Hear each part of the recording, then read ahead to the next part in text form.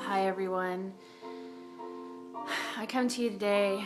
God's really been speaking to me about this thing of love, and I've shared with you about the culture of love and how Jesus came to show us that better way, that Jesus came to show us the way of love, the way of holiness by loving Him, and by loving Him, loving others.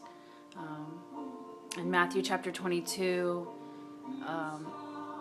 verse 37 through 40, it talks to us, Jesus talks to us, and He says that there's one commandment. That first commandment is to love the Lord your God with all your heart, all your mind, all your soul, and all your strength. And then the second commandment, to love your neighbor as yourself. And then He says all the law and all the prophets hang on that one,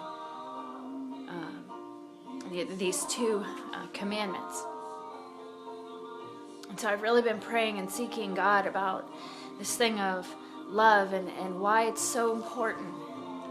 And God took me, of course, to the love chapter, and we all know what that is, 1 Corinthians chapter 13. And in verse 8, it says, love never fails. And God spoke to my spirit, and He said, if all your righteousness is as filthy rags, if all you have to give is love, if all the law and all the commandments hang on these two commandments, that you love, and love is the only thing that remains. Love never fails. Signs and wonders, they'll fail.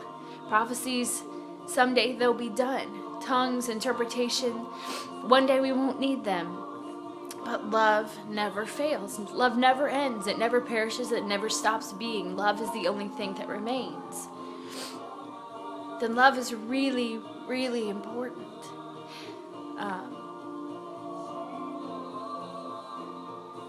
It's not about our church buildings. It's not about how big our congregation gets. It's not about our ministry, or our name, our fame. It's not about who we are in this world or in this earth. It's not about if we're upper class or middle class or lower class. It's not if we live in America or if we live in a third world country. It's not if we are a servant or a slave or a king.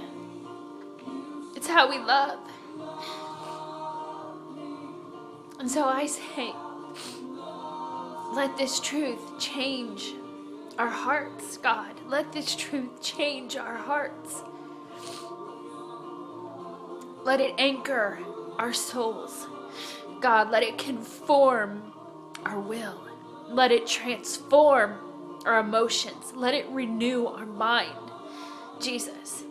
And let us put away all of the striving, all of the warring, all of the passionate pursuits of fame and glory and power and money, when love is the only thing that remains. Then love is the only thing that's important.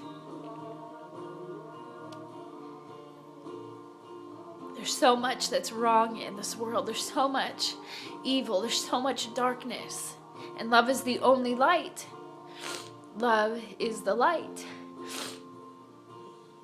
Jesus said that we should let our light shine before men, that they would see our good works and glorify our Father in heaven.